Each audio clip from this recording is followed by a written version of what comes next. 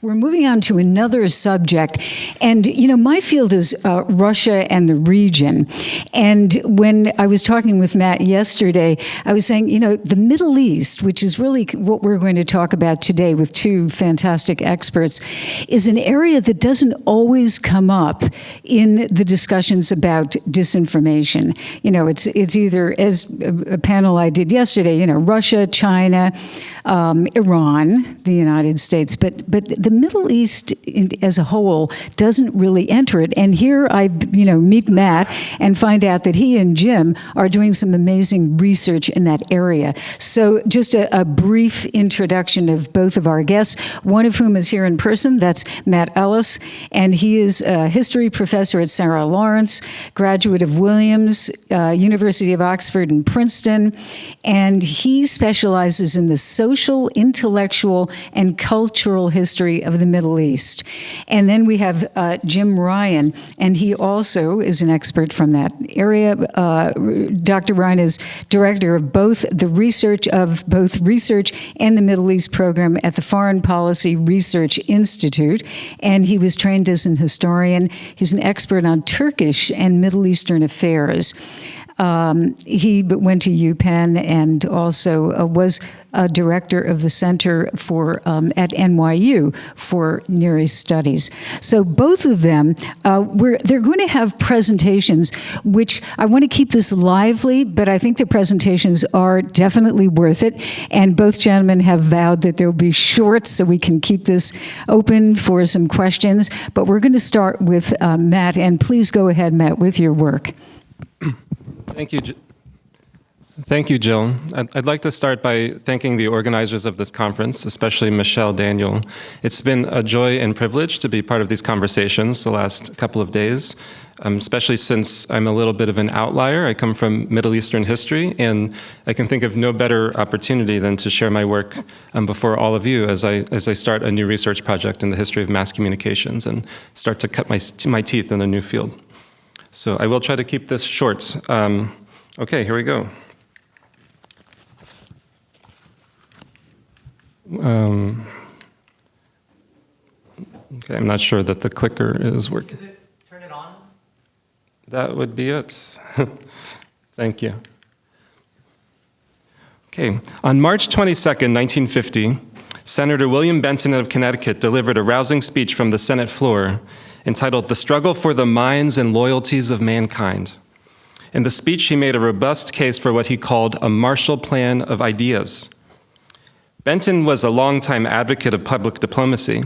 As Assistant Secretary of State for Public Affairs between 1945 and 47, Benton, the successful ad man and encyclopedia mogul turned public servant, had been instrumental in the establishment of UNESCO, as well as the expansion of Voice of America. Now, as a recent appointee to Congress, the junior senator sought to persuade the chamber to earmark prodigious sums of money to promote communications abroad. The aim, according to Benton, was to close the mental gap between ourselves and the people of the world. Those are his words. Mass media would be the best way to do it.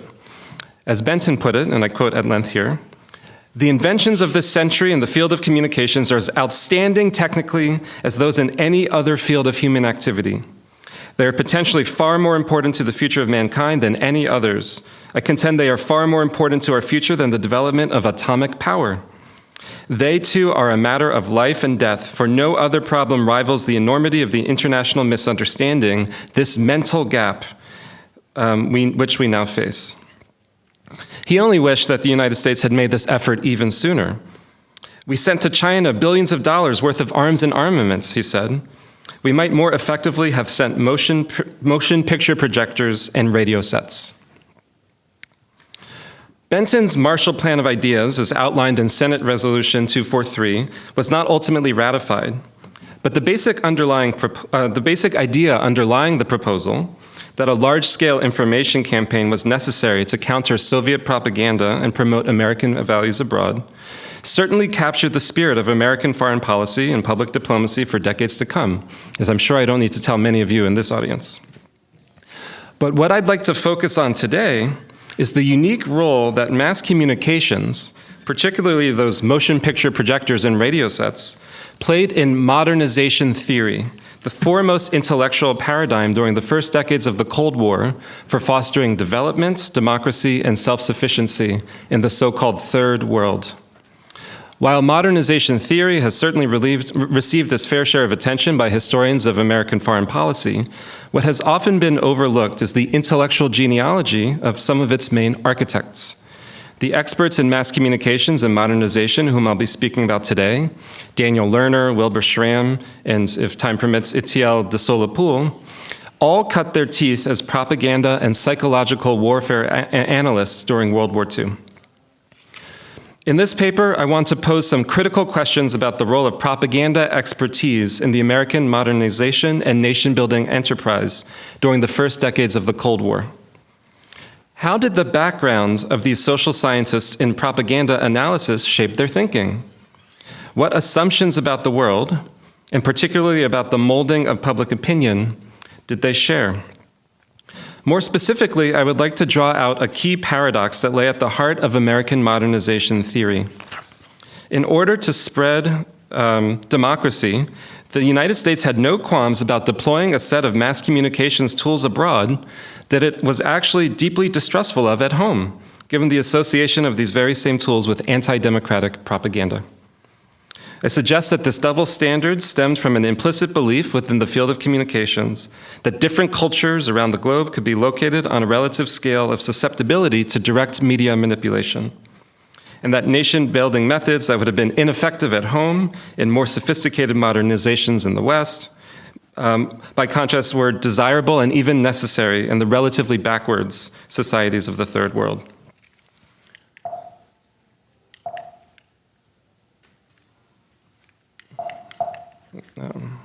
Okay, maybe this PowerPoint is not going to work for us today.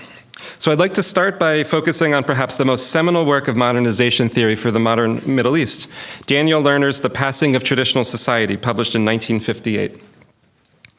The research undergirding this influential work was based on data collected by Columbia University's Bureau of Applied Social Research, or BASR, in contract with the United States State Department in 1950 and 1951. Sorry, we'll go through Benson. Here we go, Lerner. Thank you. The methodology of this study was fairly straightforward. A large team of interviewers implemented a 120-question field survey across a number of Middle Eastern countries: Turkey, Lebanon, Egypt, Syria, Jordan, and Iran. The interviews asked their subjects about a range of topics related to what we would now call their media diet. There were 9 questions about movie attendance, 49 on radio, and 5 on newsreels. As communications scholar Rohan Samarajua has demonstrated, the original objective of the BASR study was to gather audience research on Voice of America for the State Department. In 1954, after traveling through the Middle East to conduct follow-up research, Lerner continued working with the BASR data as a permanent faculty member in MIT's new Center for International Studies, which was funded in part by the CIA. The book that he ultimately published after nearly a decade of research, based on data from 1,600 individual interviews across 6 Middle Eastern countries, would play an instrumental role in crystallizing and catalyzing the nascent field of international communications. The survey questions were typically quite direct. How often do you go to the movies? Or how often do you listen to the radio? Or why don't you listen to the radio more often? And here on the slides, you can actually see what the surveys look like. You can look at these in the Lerner archive in MIT. The latter sections of the survey shaded into psychological, or what was called characterological analysis. The last open-ended instruction to interviewers was, and I quote, "Please write your own psychological description of the respondent, including a brief physical description, mention of his social status and role, type of personality, et cetera, et cetera." Daniel Lerner would go on to make psychology and character the linchpin of his theory of modernization. This intellectual preoccupation was not coincidental. During World War II, Lerner had worked as the chief editor of the intelligence section of the Psychological Warfare Division in the US Army. This work, which had focused on anti-Nazi propaganda, became the basis of his PhD dissertation, which he published in 1949 as Psych War. The overarching argument of passing clearly reflects Lerner's training as an analyst of propaganda and psychological warfare. For Lerner, modernization in a given society could only come about through broad psychosocial transformation, and the only efficient way to foster such transformation was through the modern mass media, which now have the technological capacity to reach deep into traditional societies. Radio and TV, the focal pieces of the surveys, were especially important since they could influence even the illiterate populations within developing countries. Lerner broke Middle Eastern populations into three broad types: modern, traditional, and transitional. This third category was the key for his model. Above all, mass media needed to target the transitional classes and increase their ranks in order to foster the social dynamism that would help countries modernize. But unlike other modernization theorists of his day, Lerner was not immediately concerned with changing specific social practices in the developing world, like agricultural techniques or public health. For Lerner, modernization was a feat of the imagination above all, a sea change in how individuals in traditional settings see the world and envisage their place within it. The crux of his model was actually the psychological notion of empathy, which he defined as the ability for transitional types to begin imagining an entirely different way of life than that of their traditional, often village milieu. As he put it in passing, the moment of modernization begins with the acquisition of a new empathic attitude so that his subjects, who would become mobile personalities, in his words, and I quote, sees things that others do not see and lives in a world populated by imaginings alien to the constrictive world of the others, unquote. Mass media, especially radio and television, were the key to unlocking this new set of modernized, more expansive desires. And here he's actually departing from some of the other seminal mass communications theory of the time, of the day. And in the interest of time, I won't really go into Katz's and Laserfield's idea of the two-step communication model. At the same time, and this is another central insight of Lerner's work, mass communications like TV and radio would help stitch together the nascent national fabric in various developing societies, broadening individuals' imaginative horizons. In this way, over time, they start to see themselves not as denizens of local villages or regions, but now united harmoniously with millions of other citizens whom they would never meet. Some of the survey responses, which you can read in the archive, certainly seem to bear out Lerner's model. According to one subject, and this is the fun part of the research so far, this is one subject from an interview in Turkey. I quote, when I listen to Turkish music, I like it because I feel myself at home and at ease. It is something that it confirms in myself again and again that I am a Turk, unquote. Other respondents signaled an expansive media imagination, perhaps well beyond what Lerner had in mind, like one movie house owner in Isfahan, Iran. When an interviewer asked where in the world he would most like to live, he answered, and I quote, Los Angeles, for being with Lana Turner, Hedy Lamarr, and Dorothy Lamour is as if you live in paradise, unquote. But I am particularly struck by those respondents who seem to challenge the very premises of Lerner's study. One Iranian subject pointed out that many films he had seen were, I quote, too much on the propaganda side of things, unquote. Most illuminating of all, perhaps, was a doctor from Istanbul who complains, and I quote again, the questions aren't judicious enough. In life, all is not black and white. There is gray, and gray is nuance. If this type of work you're doing is interested also in psychological reaction, well, these are not to be forecast with ease. They are subordinate to events and will be very difficult to analyze the results, unquote. In several key respects, this doctor was onto something. The idea that one could be so bullish about deep psychosocial transformation, or that it could be so easily quantified and forecast according to a black and white mass media model, was extremely curious given Lerner's own intellectual background and training in propaganda analysis and social psychology. The 2 decades following World War I were in fact rife with alarming studies about the power of propaganda to deceive and manipulate mass audiences. This zeitgeist of anxious skepticism towards the tools of mass persuasion was perhaps best captured by the political theorist and media critic Walter Lippmann, who emerged from his experience with the World War I era Creel Committee on Public Information, deeply distrustful of the notion of public opinion and wary of the American public's capacity for democratic citizenship.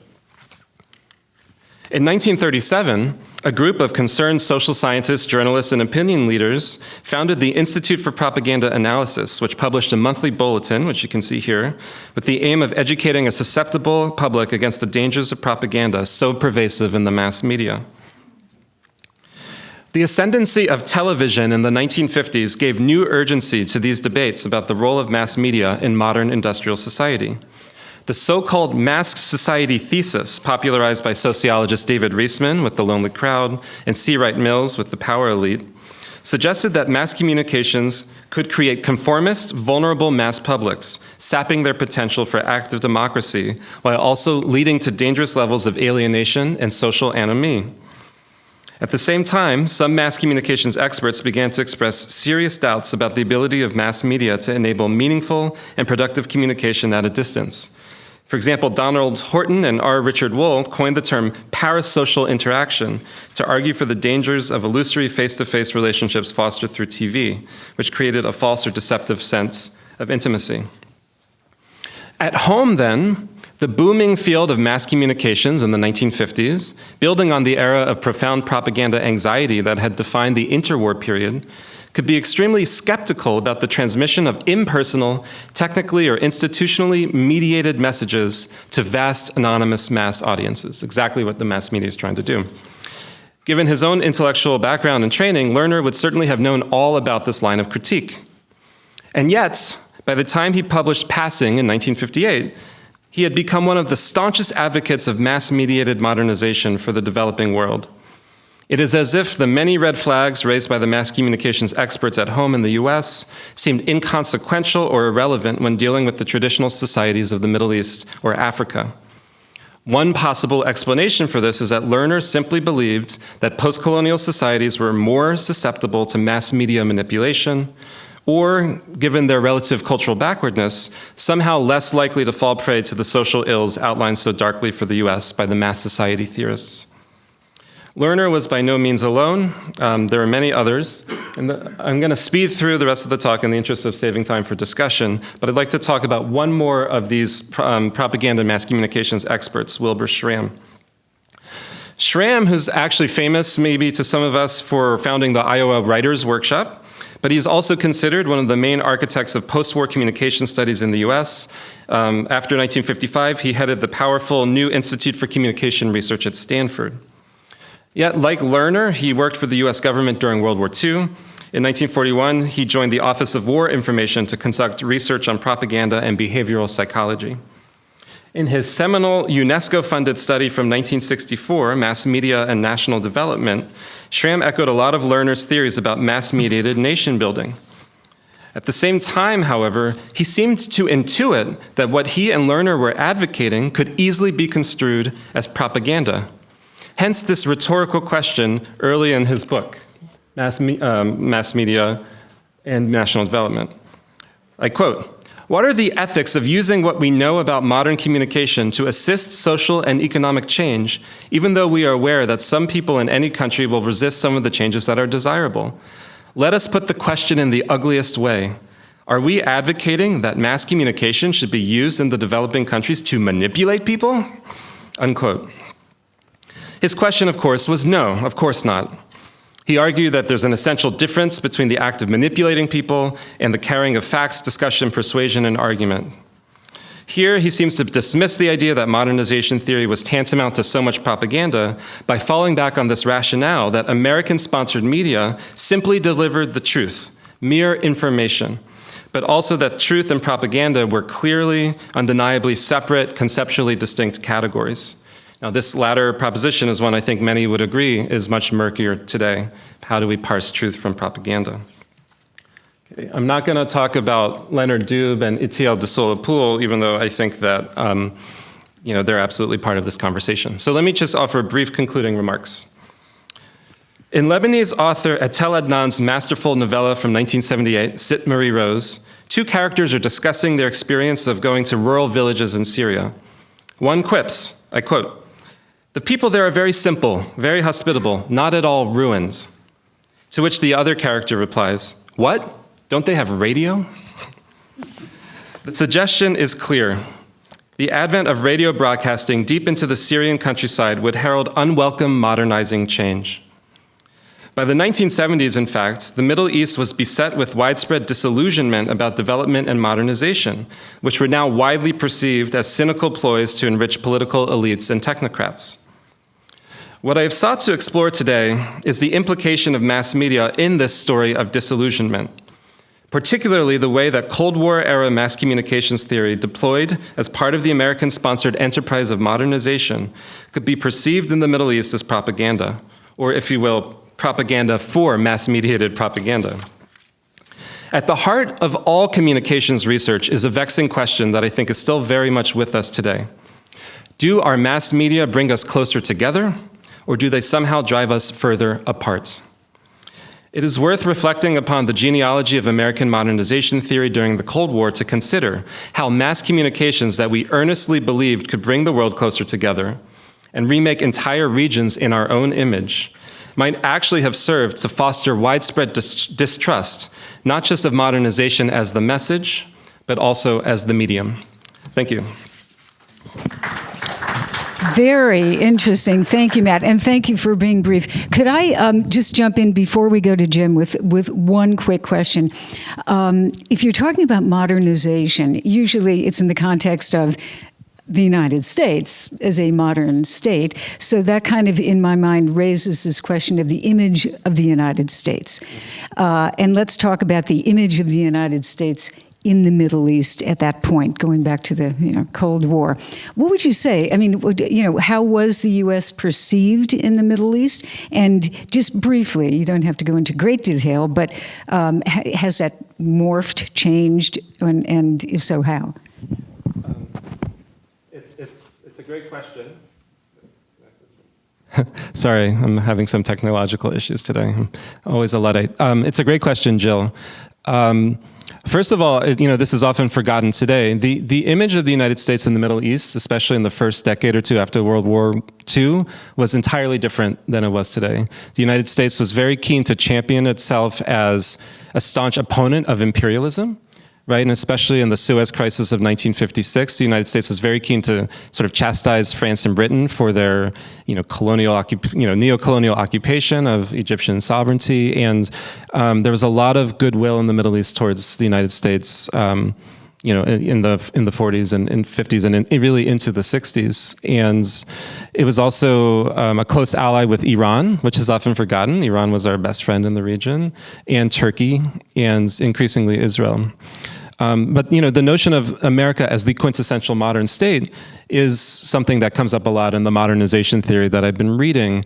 This is a strength, but also a weakness of the model, is that everyone just assumed that America was the endpoint of history.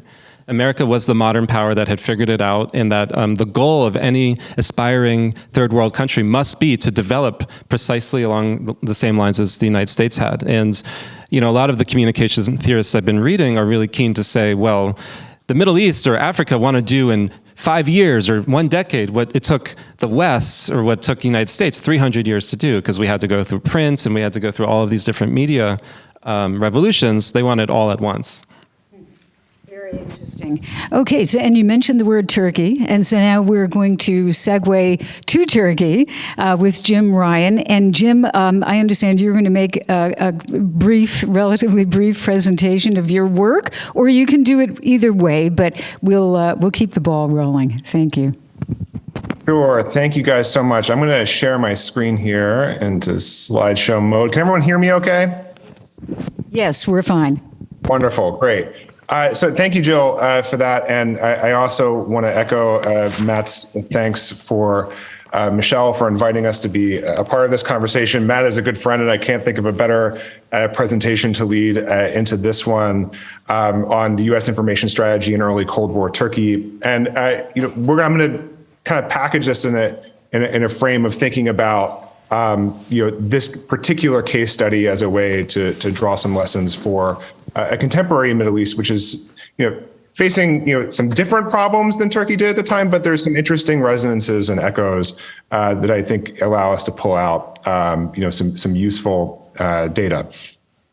So I'll start just to provide a bit of context of why I think Turkey, particularly during the ending years of World War II and into the later 1940s, is particularly useful as a case study for understanding how effective and how effective a U.S. information strategy was, and also like what kind of effect it really had. I think those are actually two different questions, and we'll get into that. The first is that Turkey was a neutral country during most of World War II. It was kind of impinged between two of the belligerents, the Russians on one side, which have been a competitive rival imperial power with Turkey going back into the 19th century and before, under the Ottomans, and then the more recent iteration of the Axis alliance, Germans and Italians who had invaded Southeast Europe and taken over Greece by 1940, 1941. So Turkey is a neutral country caught between both sides of the war. And this has meant that Turkey's neutrality has been described in the scholarship quite often as an active neutrality. All right, and I caution against that descriptor a little bit. I just think it's important. There's often a stereotype about Turkey in this period as this of course, like Turkish bazaar worker who's going from one side to the other, trying to buy the best deal to enter the war. When that's not quite the case, because it doesn't reflect the fact that Turkey itself, as a neutral power, had a desired outcome of the war and had a war aim, which scholars like Onur Işçi has really beautifully detailed as protection against Russian incursion was primary. Their preferred outcome of the war was a German victory over the Soviets, followed very swiftly by an Anglo-American victory over the Germans. When that didn't work out, Turkey stayed as neutral as it could be. But the point being that Turkish society was on war footing the entire time. Istanbul, Turkey's largest city, its media capital, was under martial law for much of the war. It was the neutral country closest to both sides of the war. So there was a very active spy network from all the belligerents. There was an active information campaign on particularly part of the Americans and Germans, but the Russians as well. And so it's an environment in which there's lots of competition for really hearts and minds, because both sides knew also that Turkey was ready to enter the war if it had the right situation, and Turkish entry into the war could have been quite decisive. So this is why I think this is a particularly interesting case study, is because we have a Middle East today which is itself trying, in many places, trying to find its way between different, hegemonic global powers, the United States and China, as well as Russia. And so you have an environment here where you have a Middle Eastern country, likewise, with its own particular aim through this kind of narrow straits. And I think we can learn some things about it. And then the last thing I'll say about this context, and so we can dive into why I think this is an important part of the story of Turkish democratization, is that in this particular period, the press in Turkey was actually very intellectually and politically diverse. You had members of the press, on the far right, on what you would call the far left back then. You had folks in the middle. You had nationalists. You had Islamists. It was a very, it was very representative of what could be a very democratic society at the time, despite the fact that Turkey was ruled by a single party regime. And so because of this diversity, and because of the economic hardship placed upon the press at the time, you had members of the press who were almost by necessity very welcoming to the support of foreign embassies in producing news, in producing media. So I think, again, this is something to consider when we talk about how to measure, or it's a case study where you can really easily see the impact and effect of any country's information strategy, and particularly the United States. This is important for democratization. I just want to, again, just a bit of context here, because I really want to, this is what I want to get to in our discussion. Turkey emerges from World War II in the early Cold War context as a multi-party democracy for the first time. In the immediate wake of the war in December 1945, you have the formation of the first sanctioned opposition party in parliament. They compete in multi-party elections in 1946.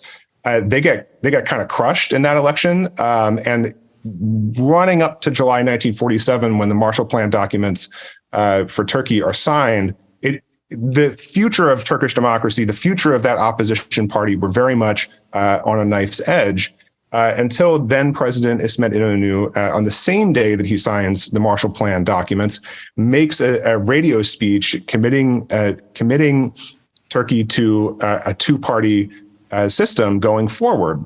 And the result 3 years later in the next parliamentary elections is that the Democrat Party, the opposition party, defeats pretty soundly the ruling Republican People's Party, and powers peacefully transferred. This comes as a huge surprise to a lot of foreign observers, and there's a lot of there was in the immediate wake of this actually a lot of analysis of the situation that suggested that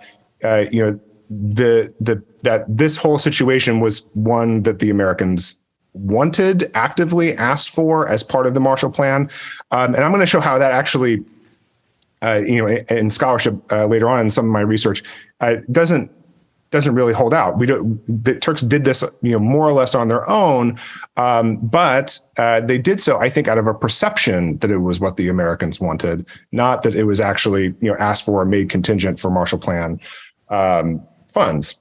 So I think, the important parts of this story, I think, which have always been portrayed as a very rosy story in Turkish history, that often get glossed over, is that, the Turkish president was very slow to open multi-party competition while the geopolitical dust was settling from the war. The one thing that President İnönü did not want to have happen was to democratize in an environment where multiple geopolitical hegemons could heavily influence the next government. And in prime among those concerns was concerns about a Russian fifth column. And so what happens at the same time as Turkey is making these very significant steps towards a multi-parliamentary democracy in the late 40s is that Turkey is undergoing a Red Scare. It's having a McCarthyist moment at the same time as the Americans are. And, I'll get into why this is particularly concerning, given the activity of the Americans towards the end of the war. But, suffice it to say, a lot of baby gets thrown out in that bathwater. In a lot of ways, the McCarthyist moment in Turkey, the Red Scare in Turkey, is even more punitive of left of center and leftist figures in Turkey than it was in the United States. And what ends up happening is that major figures and institutions that were key parts of what I was talking about earlier, a kind of democratic media environment, a diverse, politically diverse media environment, get repressed, imprisoned, expelled.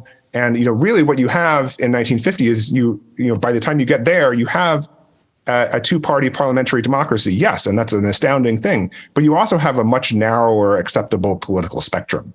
And I think that's something that has to be kept in mind when we talk about Turkish democratization. And we'll talk a little bit about how this happened partly out of a perception of what Americans wanted and how that perception was formed. And so that's what I get into in some of my research on the Office of War Information in Turkey during 1944 and 1945. So to kind of tie this a little bit back into what the idea of mass communication strategy being effective, this is that's very much a Cold War idea, and I think that Matt was really beautifully elaborating for us. But during the war, and particularly in 1944 and 1945, which are what I've determined are kind of the most active periods for the United States and the Office of War Information in Turkey, the idea of a mass propaganda, mass media type strategy was not the goal, because the goal for the Americans during the war was to get Turkey to enter the war, right? So as you can see here in this document that I've pulled out, which is one of the bi-monthly reports from 1944 from the Office of War Information, their goal was they far preferred to place the right story in the right place, to get the right person, to make the right decision, to help Turkey, sort of set those dominoes towards getting the war.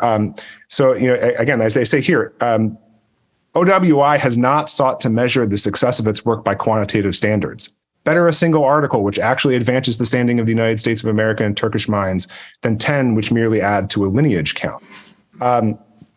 Despite this goal, OWI, especially in 1944 and 1945, was incredibly successful at a mass media strategy. And I have some figures here laid out. I mean, they worked primarily in 3 different media: print, photographs, and films.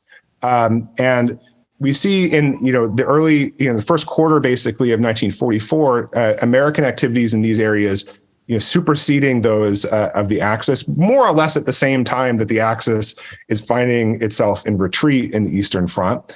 And I mean, some of these numbers are really astounding.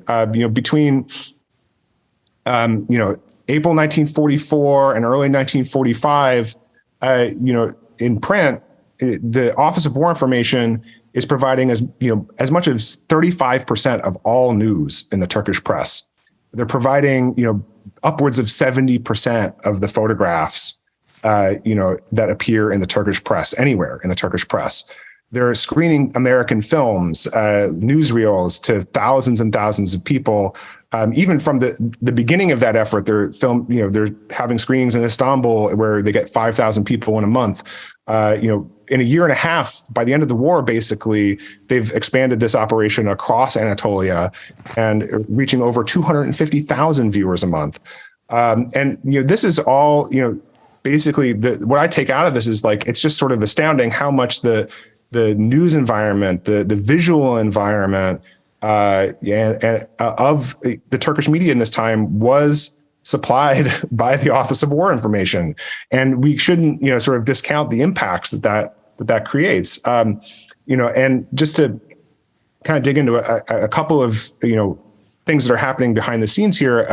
One reason for this success is, as I said before, Turkish newspapers were in really tough financial straits during the war because of, because of the wars happening, all around them effectively, but also because of the impacts of, mobilization and of martial law in Istanbul. So they're very, welcoming of, an American news source who's, basically feeding them news that they'd otherwise have to pay for. And by the end of 1944, beginning of 1945, the Office of War Information ends up working directly with Anadolu Ajansı, the Anatolian Agency, which is the official Turkish news agency. So now, you're basically, mainlining American news in this period. And the other thing is, film and entertainment were very, very popular in Turkish society, going back to the 1920s. Hard to come by in a war environment. And the fact that OWI was screening not only, newsreels, not only war films, but, really popular films like Gone with the Wind has a really interesting effect. And I'll just mention something very briefly about Gone with the Wind, because we have, and this is an incredibly popular film in Turkey. And so we have lots of press reactions to the screening of this film. And it was just really striking and ironic to me how Turks read this film at the time. And we today look back on Gone with the Wind as kind of having, a very kind of retrograde politics, right? It's very, very much a film about the swan song of the South, in some ways, much kinder to the Confederacy than, I think a lot of contemporary thought is. Turks read Gone with the Wind as an explicitly anti-fascist document. You read in the Turkish press about intellectuals saying, it's amazing that the Americans can look at their revolutionists, the people that tried to secede from them, that revolted against them, with this kind of kindness. This would not be possible in Turkey. This would definitely not be possible in Germany. This is again I sort of note about, these documents, these films are going to get read very differently in different contexts. I should say also, actually, before I move to there, the Office of War Information also really built very close relationships with a lot of members of the Turkish intelligentsia that I mentioned previously. And that was, I think, a really key element, in sort of understanding sort of where Turkey, was headed in this particular time. But they missed some things. And so here, and in order to, in the interest of time, I'm going to cut this a little bit short. But as I mentioned earlier, there's basically been this mass media strategy without a strategy in 1944, 1945 that again lays the sort of infrastructural groundwork for a mass media strategy in the latter part of the 1940s, when all of these wartime institutions get sort of transmogrified into the U.S. Information Agency, the USIS, and eventually the CIA. And at the same time, I think a lot of the same, mistakes were made as these institutions transformed and as the mission transformed. And the first was that, we had really good intelligence that the ruling party was very deeply unpopular, and yet we were still surprised by the victory of the Democrat Party in 1950. That should raise, some questions. Why should we have been so surprised? The Red Scare, as I mentioned, burned a lot of goodwill and credibility that the OWI had developed during the war with left of center intelligentsia. There was this assumption, and that the Americans basically let Turkey have, was that anyone who was left of center had to be a Russian sympathizer, despite the fact that you're talking about a Turkish leftist intelligentsia that came by its commitments from very different, origin points. There were, of course, many Turks in the Turkish intelligentsia who had close ties to Russia by the 1940s, but there were many who had never been to Russia, who developed their commitments in places like New York and Paris and Rome and other places in the interwar period. Again, like sort of understanding, having this Cold War mentality that that sort of erases a past, I think is really, an important kind of mistake. And then also they relied a little too heavily on intelligence that reflected the U.S.'s ideological position, i.e., a self-styled liberal opposition, and thus I think missed some of the undercurrents that would come to define Turkish politics in the 1950s and 1960s. And so, very, very briefly to wrap this up, a few lessons that I think are really, really important, and we can talk about this in discussion. From this moment is understanding when a country is neutral, when a country is having an active neutrality.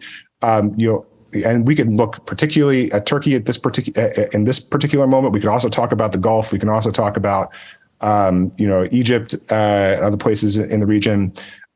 Identifying the nuances of that neutrality is really important. Sort of understanding that these folks aren't just doing it to play one side off of the other and get the best deal, but that they actually have an aim, in this, and sort of understanding each of these countries' real strategies is going to be really, really important.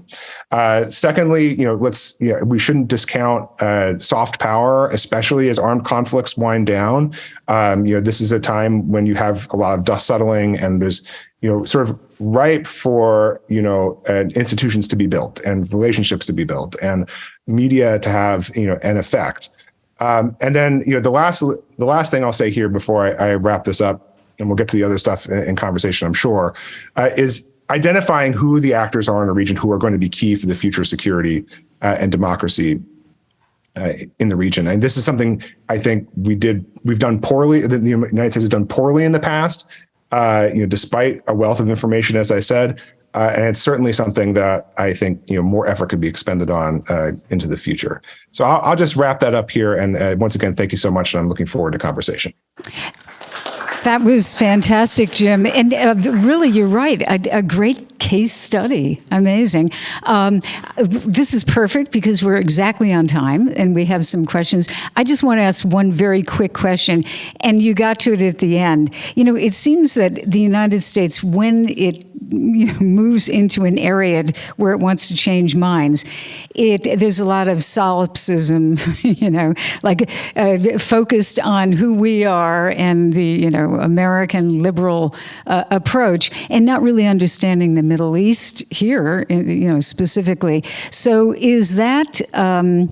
I guess you kind of concluded that at the end, but it feels as if it reminds me of the very first day that we started here, where the message very much was you have to listen to the people that you're communicating to. Could you just kind of briefly expand on that for the Middle East?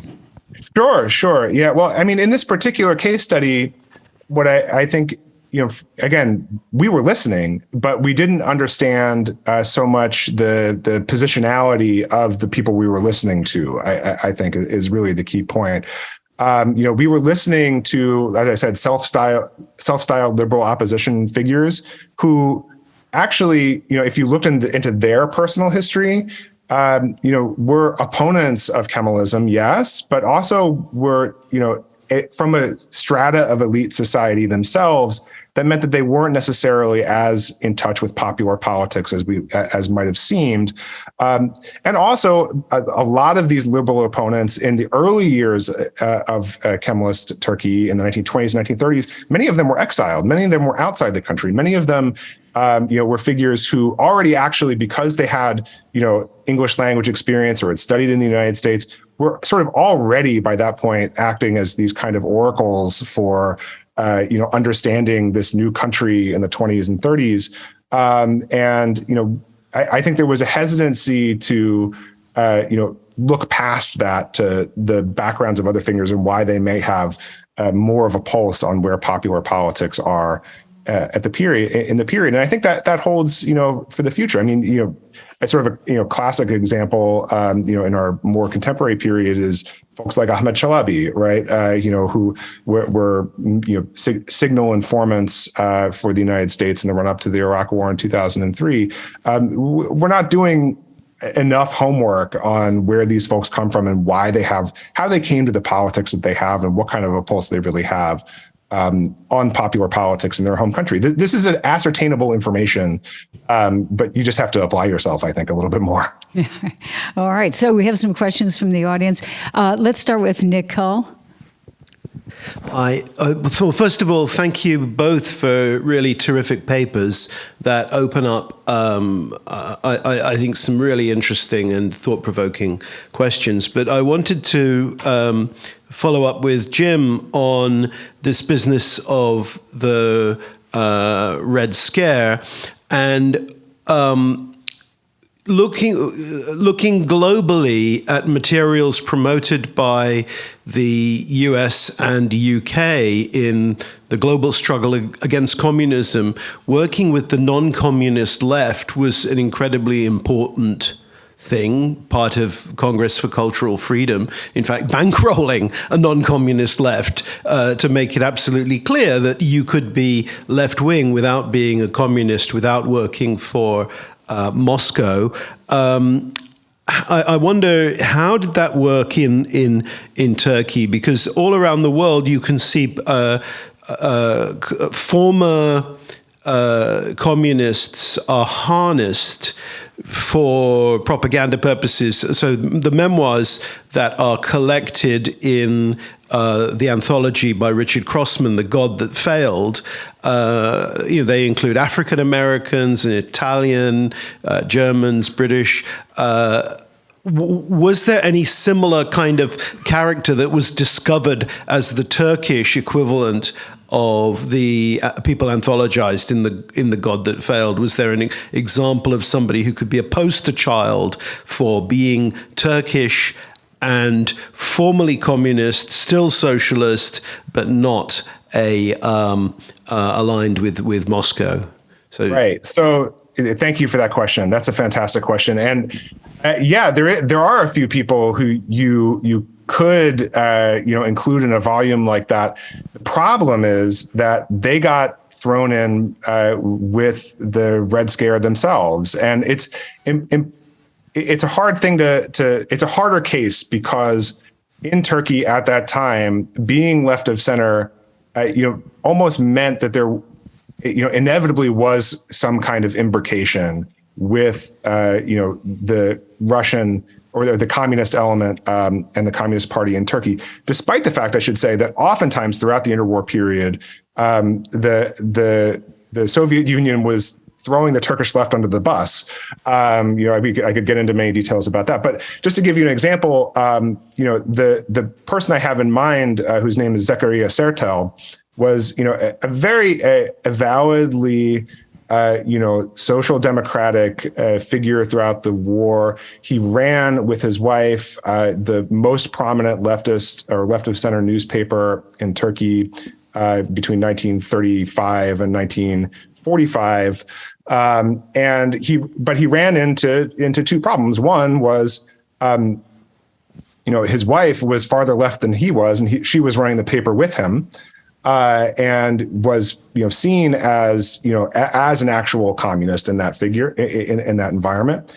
And that, that kind of antagonism about, leftism in Turkey led to an event in December 1945 when sort of a crowd of, right-wing nationalist rowdies, I should say a crowd, it was estimated at 10,000 people, you marched through the streets of Istanbul and destroyed their printing press. And Zakaria Sertel and his wife, Sabiha, ultimately, couldn't get back on their feet financially in the latter half of the 1940s and had to flee Turkey after the elections in 1950. And they were not allowed in the United States. They applied for asylum to the United States and were denied. And despite having never stepped foot in the Soviet Union, and never been to Russia before that, that's where they ended up because that was the only place they could go. And this is the case for many Turkish leftists who both did and didn't have a relationship with the Communist Party prior to that point. Like I said before, a lot of that baby got thrown out in the bathwater, and there wasn't, at least until the 1950s, a real conscious effort from the United States to build a non-communist left. The last thing I'll say is what happened in this period where basically the ground to the left got flattened prior to 1950. This is the ground that the now disempowered Republican People's Party seeks to inhabit in the 1950s and 1960s. So we have a really odd arrangement where by the time 1960 rolls around and the Democrat Party is deposed in a coup d'etat, you have an event where the Republican People's Party, the ruling party from the 1940s, comes back to power, but with a much more leftist orientation or non-communist leftist orientation. And leftist Turks in the diaspora and leftist Turks in Turkey are really, really pleased with that coup and with the constitution that results from it. So things get kind of turned on their head in Turkey, in this example. Mm-hmm. Okay. More questions I see in the back. Yes, please. Yeah, and the microphone's already there.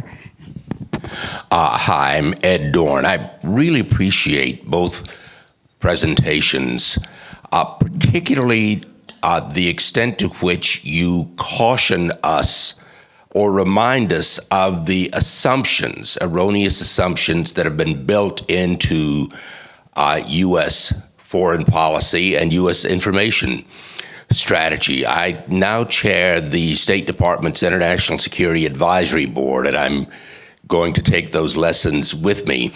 With that in mind, Mr. Ryan, a question about the title of your talk, Post-War Turkey or Cold War Turkey and Lessons for the Modern Middle East or for New Middle East. Are you in that title telling us that you regard Turkey as part of the Middle East? That's a great question. I do. I do in part because that's how the United States foreign policy apparatus is going to view it and probably continue to view it, but also because Turkey has, a really profound effect on Middle Eastern politics and regional order making in the contemporary moment. As I've kind of written in some other venues, I really see the impact of the current administration, the current Biden administration's national security strategy for the region to be one that kind of cedes regional order making to to regional powers, right? And Turkey has a really important role to play in that, along with powers in the Gulf, as well as more traditional regional figures like Israel, like Iran, and you're kind of seeing the fruit of that already. Turkey's in a really tough position right now economically. They're coming up on elections that are going to be very, very consequential. But you can already see, especially in the last couple of years, the way Turkey has sort of brought itself closer to other regional powers in the interest of both bolstering its own economy and setting a security fabric for the region going forward. So I think absolutely we have to think about it in that context. Okay. Well, we have 3 minutes left, so I guess we can sneak in another question. Is there anyone in the audience, or do we have any online questions? Then I will jump in with one probably last. Oh, sorry. Where is it? Not here. Oh, there we go. Okay, perfect. Can we get a microphone there?